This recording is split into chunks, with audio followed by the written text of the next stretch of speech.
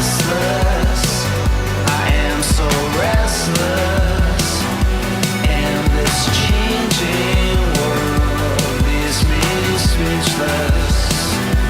I am lost for words, but I kept my nerve.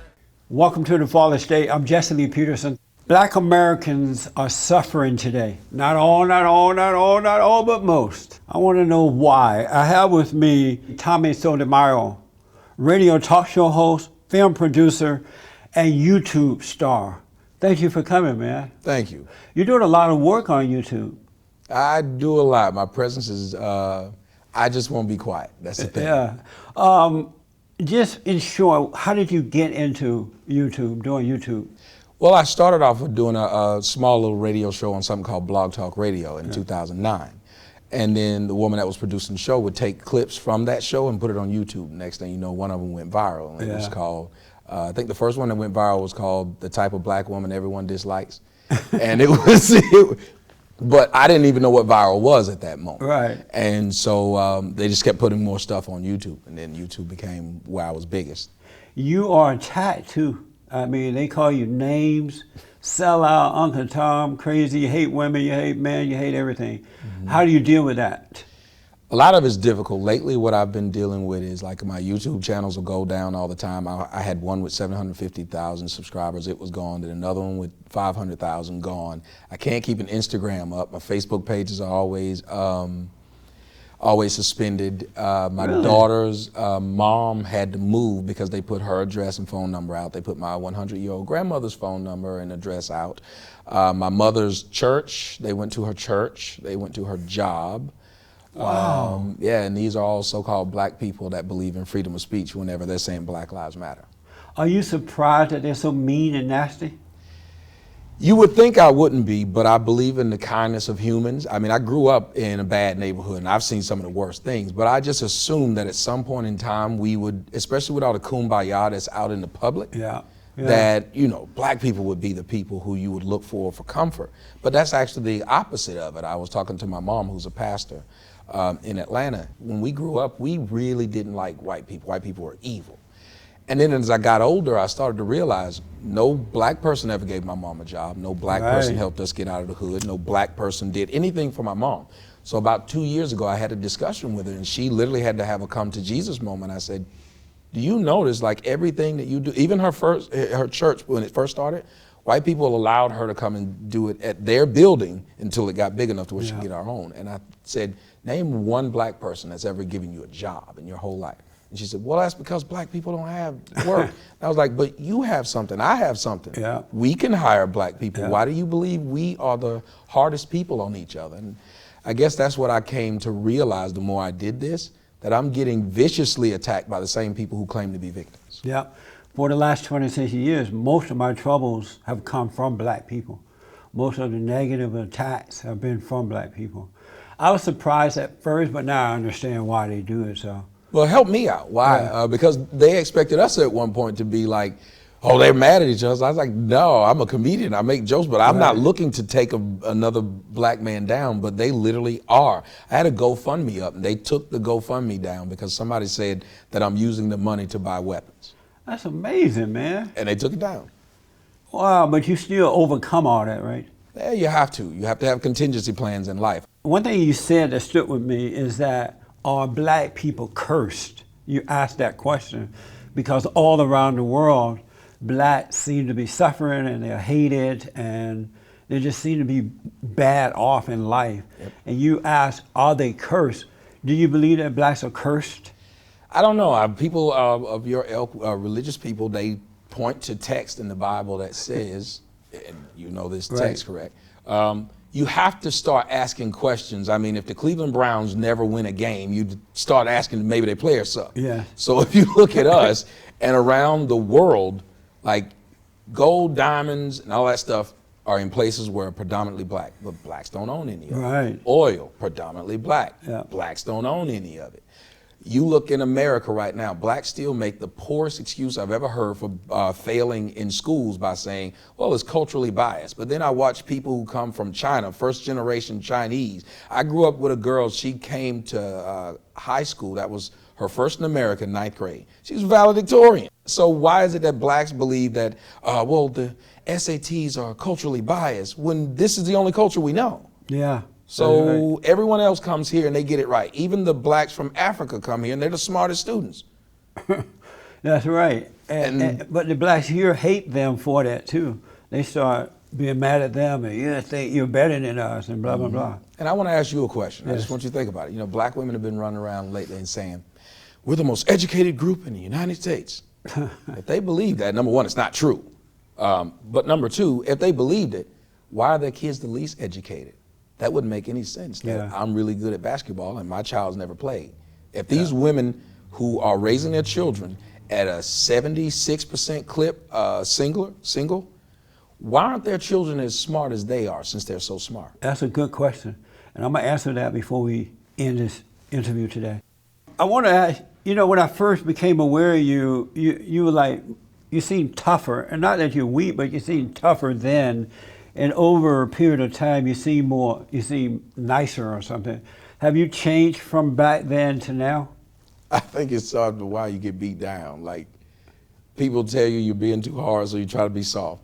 Then they tell you you're a punk because you just got, it's like with our people, you can't win. That's right. And that's what scares me the most. I got into a debate the other day with someone that was a woman called in my show and was telling me that Donald Trump was racist. Yeah. And I said, well, what did he do that was racist? Right. And she couldn't explain it. Then she said, well, I just think all white people are racist. I said, that's cool. So who are you voting for then? None of them. I said, okay, then what is your problem? Why are you specifically picking out Trump and not Hillary, whose husband was over the largest incarceration of black men in history, where you're setting up there, other than slavery, where the laws that were enacted under him hurt the black family in large numbers. Yeah. But you guys still love him. I don't understand. Where his wife said black males are super predators, but you still love this woman. I'm confused at how, as long as you put a D in front of a name, that white person's not racist, but you put an R in front of the person, they're a coon or racist. So are you changing inwardly or something? Are you, because you were tougher, now you're not as tough. You still tell the truth, I noticed. But are you changing? Are you being nicer or something? I just think it's just, you get tired. Sometimes it's just hard to have that kind of animus every time the little red light comes on. You try different stuff to see if maybe they'll get it. Right. But they don't, though. That's what's scary. They're not getting it. So why not just be you, though, and not, because you can't be what somebody else wants you to be, because you can never please them. Being you is better, and that way you can stay tough or whatever you need to be. Getting old, my little girl is 10 now. I don't know, maybe I'm fearing what she'll become because I see what kind of world it is. So I'm thinking maybe if there's a way I can soften it up. You know, when you're a parent, you try to save everybody because you think that'll save your kid. Like if you can put a pillow on every car. But it's not going to change, though, by you being different. It's just going to be worse. People need to just hear the truth, and those who love the truth accept it. Those who don't, going to hate it. So which way are you happier, being the old Tommy or this new Tommy? I was happier then because I wasn't known. Nobody knew who I was. So it was like, people don't bother you when they don't know who you are. Yeah. Now I went out to dinner last night, and literally I just put that I'm at dinner. It was like 5 chicks came. And I'm sitting there, and they were at the bar, and they were like really beautiful women. And I just remember, I could have been sitting at the bar maybe 10 years ago and could have never gotten these women's attention. And now all of them want to go back to the hotel. And I'm like, this is a strange phenomena that I don't like, because now people either most everyone around me wants to take something from me. Yes, that's right. So which way are you more comfortable with? I'm more comfortable being unknown and yelling. But how about as for making this change within yourself? Are you comfortable this way or the other way? The other way. The other way. Right now I have to worry about people showing up at my daughter's school, people coming to my house. That's terrible. So you try to parse your words at a certain point in time when what you say is starting to affect other people. And they're smart with what they're doing. They say, They knew they couldn't get me to stop by just talking about me. So now they're attacking the women around me, which is strange because they say I'm against women. So they're only trying to protect women, but all they do is attack women. There was a young woman who was on my show the other day, and she was talking about how she's a makeup artist and hair artist. Right. And she said she hated me when she first saw me, and I actually changed her to where she went natural. When she came on the show to talk about her change, she literally had to get off within 10 minutes. They put her phone number out during the live show. Then they kept calling her to make her Skype go down because she had her cell phone out. They put her address, and she got so scared she wouldn't answer her phone. Wow. She didn't respond back to me for 2 days. She said they were putting out my address. They were calling me saying that they were going to come kill me because I'm a fan of yours. And speaking of women, you know, I've heard over and over that you hate women, and that you especially hate black women, and you call them the B word, and I've never heard you call them B word. Do you call them? Oh, I B? do. You do. I'm not going to lie about that. I call them bossy all the time. No, I'm just kidding.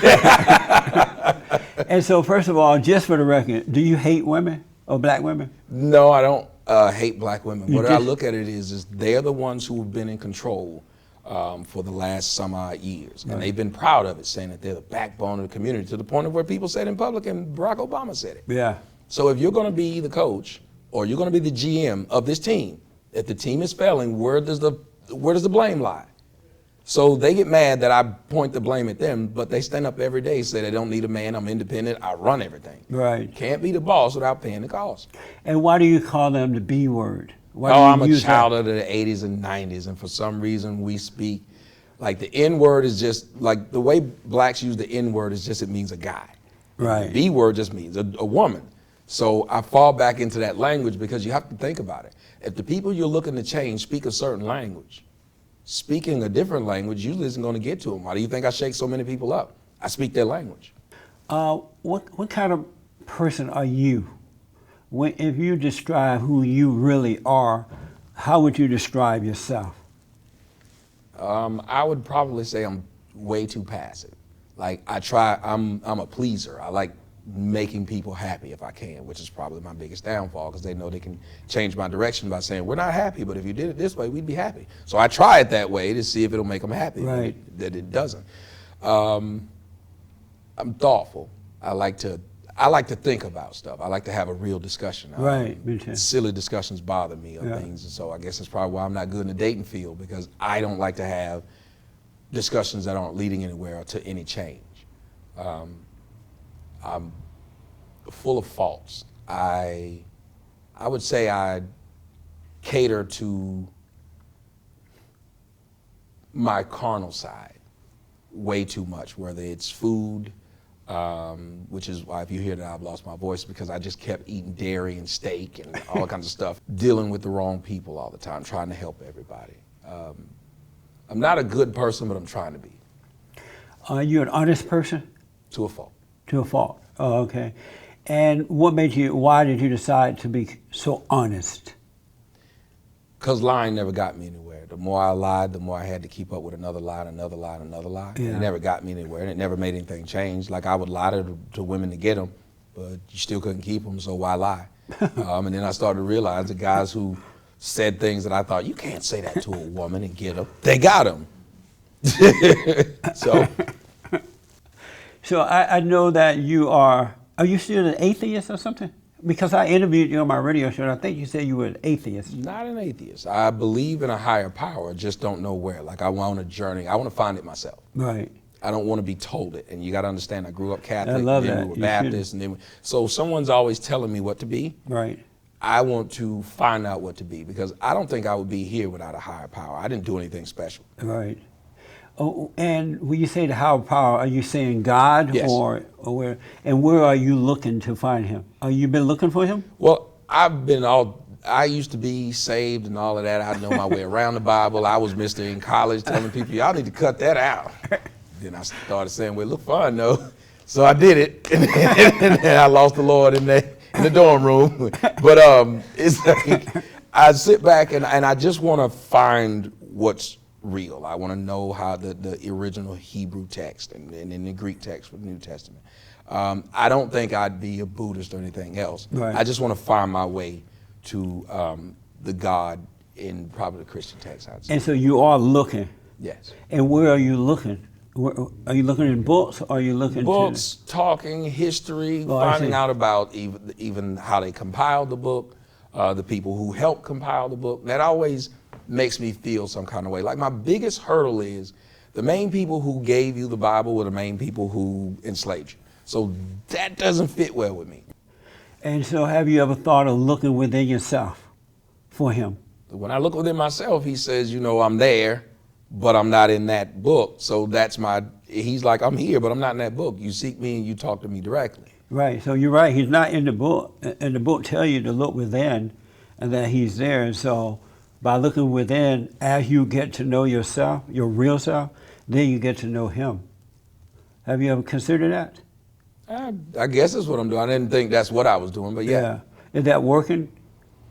It is. It gives you peace. Like, I'm a person, I'm basically a loner now. So it gives me a lot of peace to know that there's someone there that kind of understands me or will tell me, you shouldn't have done that.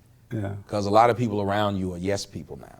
They will just tell you whatever you do is fine. That's right. That's true.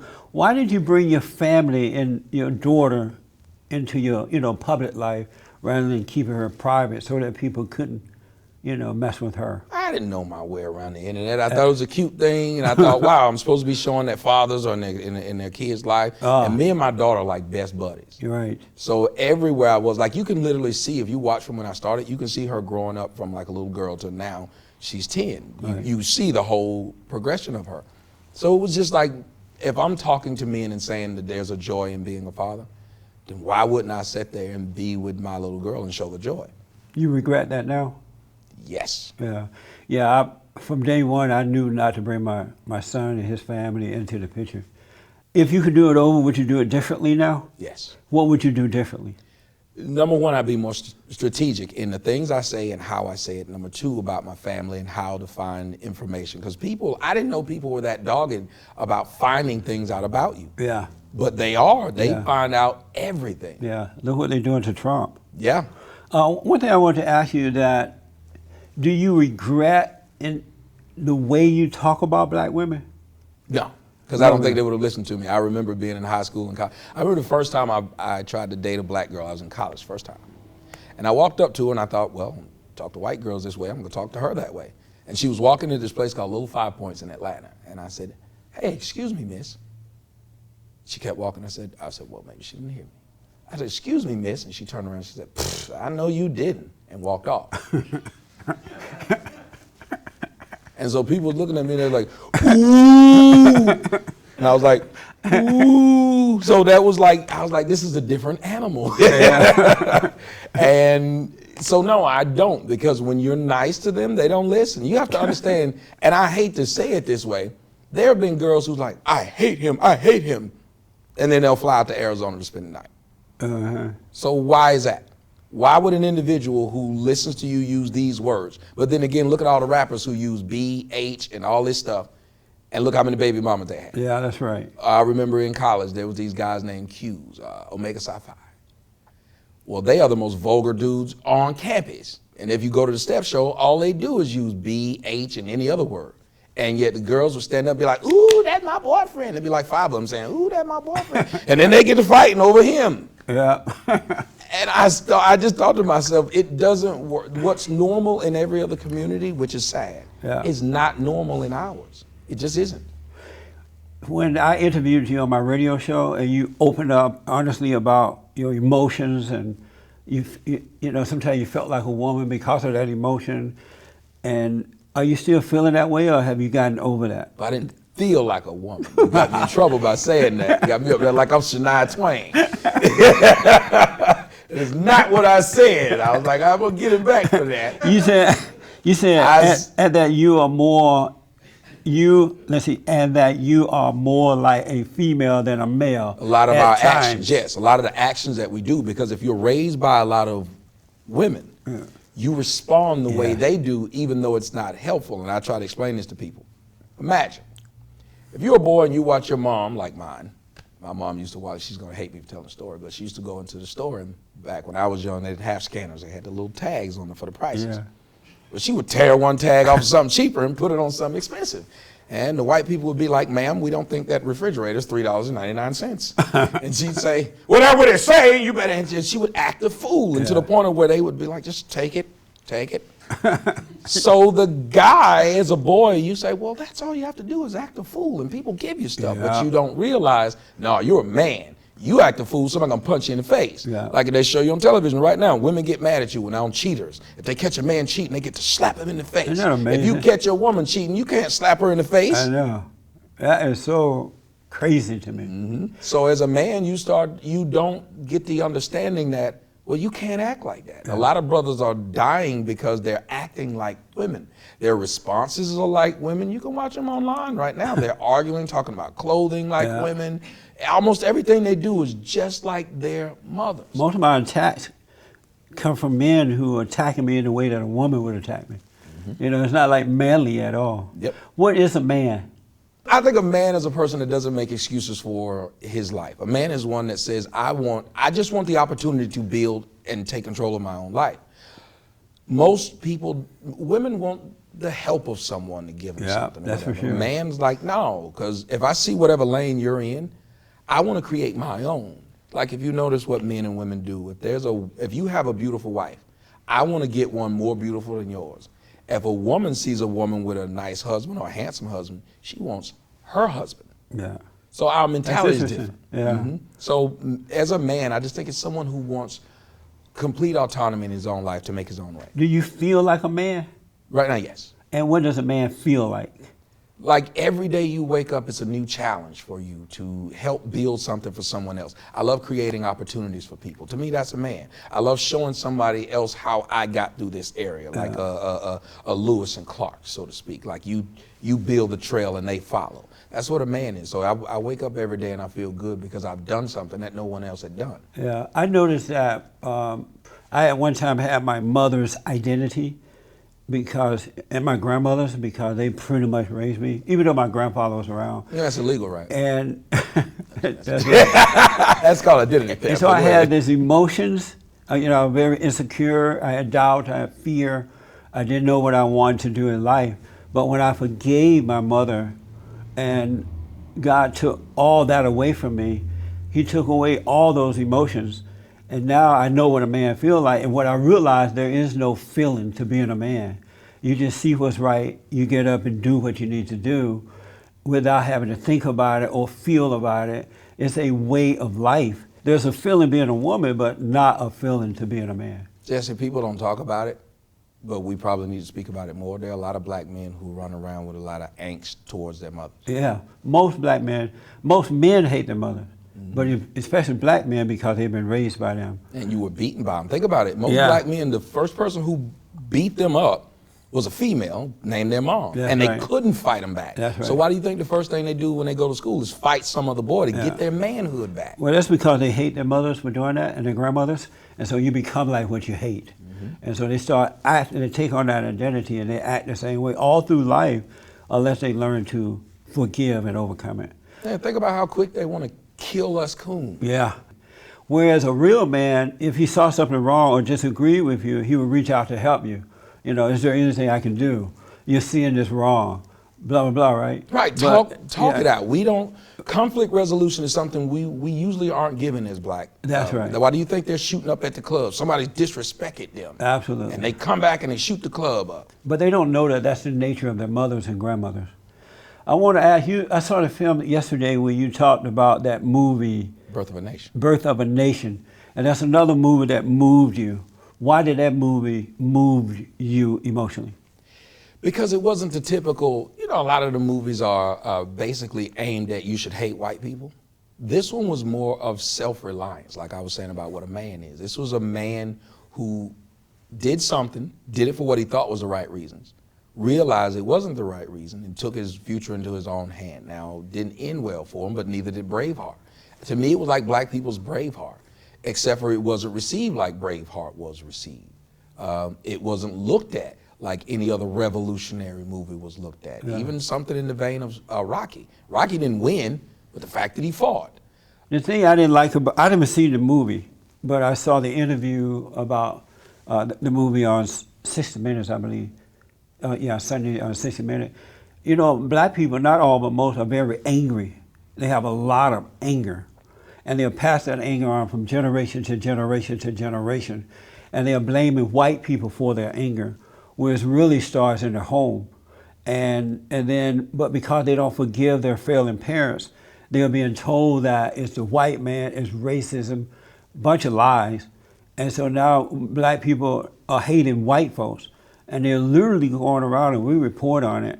They're killing white people, raping them, knocking them out, robbing them. I have several white friends who are scared. They're about to move out of town because their neighborhood is being robbed by blacks and breaking their homes and cars. And so movies like that encourage that anger, because an angry person is not going to see it the way you saw it. I think they encourage that, and then they're going to justify themselves by going out, using that to go out and harm white people even more so, which is going to hurt black people in the long run. I even had a black friend of mine who's a good guy, man. You would love him. Just honest, married man, just a good man. He went and saw it, and he's like, Jesse, you really need to go see it. It is so good. And so I said, did it make you angry? And at first he said, no, it didn't make me angry. And then he said, you know, I got to be honest with you. I was waiting for a white person to look at me in the wrong way or just say the wrong thing to me. Well, I didn't wait. I just got in one of them's face. See there? And so it did bring that out of him, even though he's a good man. And just think of those blacks who are angry and they're not trying to do the right thing. And that's why I didn't approve of the movie. Let me tell you why. Well, number one, you have to see things for yourself. You can't see it through other people's eyes. Right. You know that. Yeah. But number two, there was a smattering of people in there, but it was like a white family in the front. And me and the person I was with, like, we couldn't hold it in. We were crying. But we heard them crying. And when we walked out, we actually all hugged. Oh, yeah? You heard the white man? Man, it didn't burn like I thought it would. but no, like seriously, they were all, like, I think everybody at that point, that's why I think this movie was different than a lot of the other ones. I'm going to go and see it since I have to talk about it all the time. You gotta so I can have my own personal opinion of it. You have to understand, Black Lives Matter hijacked this movie. So that made people think, oh, it's one of those movies, and it's not. But Black Lives Matter hijacked everything, even when it's not at the consent of the people. The people don't want to have anything to do with them, but they're there. You remember, it's like Jesse Jackson and Al Sharpton. They were there when people didn't want them. That's right. I want to answer the question about if I think black people are cursed or not, because I've asked that question too. And what I realize is that they're not cursed, because to be cursed means you can't overcome it. And the reason that I don't believe that they're cursed, because when I was growing up under the Jim Crow laws, and we were restricted as to where we could live and what we could do, black people did better then than they are today. You know, I grew up with people who owned land, who were very educated. They would graduate from high school and go off to black universities around the country. It was bringing out the best in black people. And we had good examples. And so that was instilled in me. And even though I don't have a college education, I have that drive to be me. You know, I don't know how not to work, and I don't know how not to just be me and let what's right lead me. And so if black people were cursed, they would not have been doing so well then. But what happened is they took away the fathers during the civil rights movement, Lyndon B. Johnson and all that. And whenever you take a father out of a child's life, you take God away from them. And so the wife and kids are not protected spiritually. So evil can come in and take over the women and children. That's why the worst thing that can happen to children is to take away the fathers. It's bad for the wives too, because the man is Christ on earth. And so when you take Christ away, then Satan becomes your father. And so that's what has happened to black people. And if they were to just forgive and then start doing it the right way, things will automatically start to change. Well, white people aren't helping. The biggest problem black people face right now is fatherless homes and white guilt. Yeah. White people are being, I told them white people need to get on their knees and pray to white Jesus that they go through life without white guilt.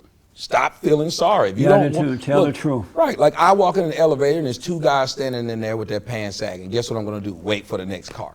I'm not getting in there, That's and I'm right. not trying to, and I'm black. That's right. Than them. That's right. So I'm not the same way. Yeah, so I'm not stupid. Like whenever I walk past a car and a woman locks the door, why am I going to use white guilt to tell her, why are you doing that? That's right. I lock my door when I go in the house, and I live around nothing but white people. I still lock my door.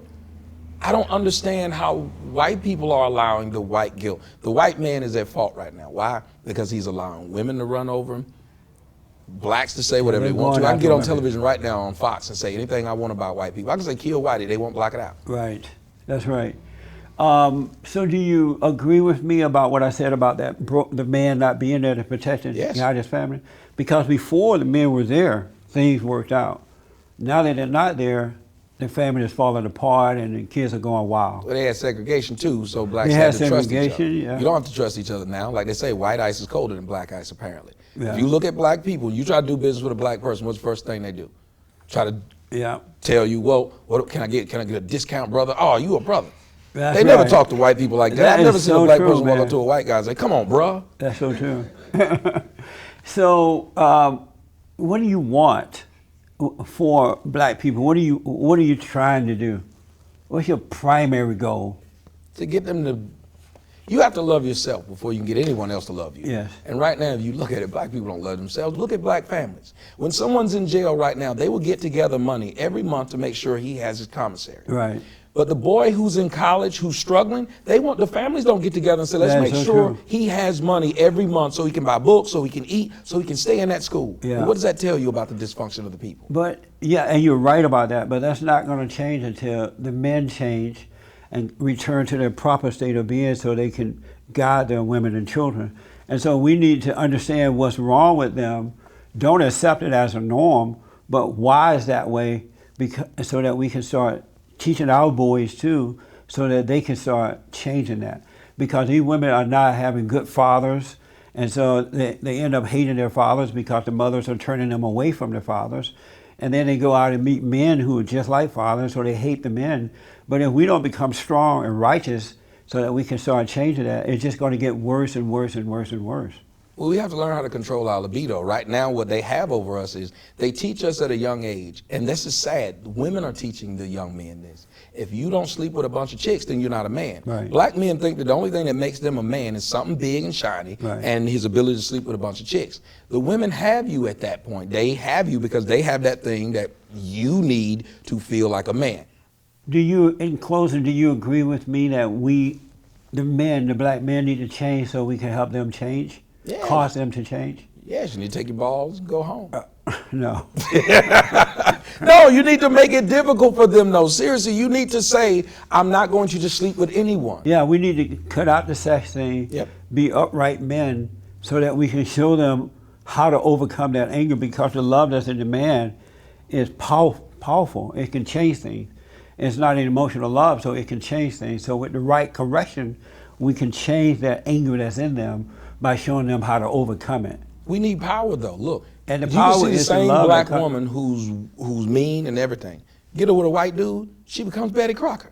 Yeah. I've seen it. Look at Eve. Eve was the rapper when she was dating black dudes. She was a pit bull in a skirt. She called herself this. Who is Eve? Is a rapper who used to be a stripper.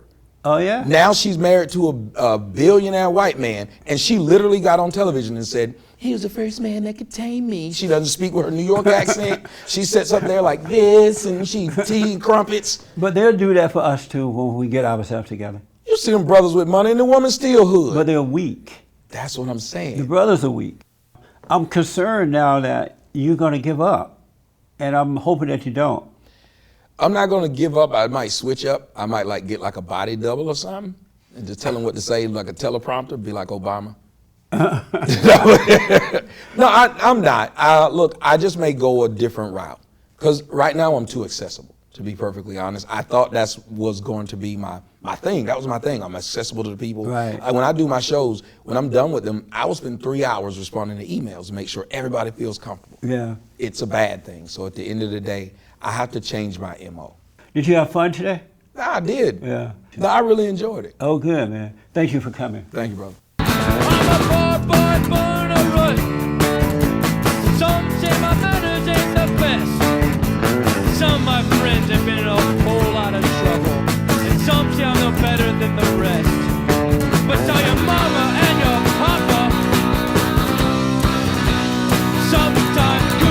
guys don't wear white.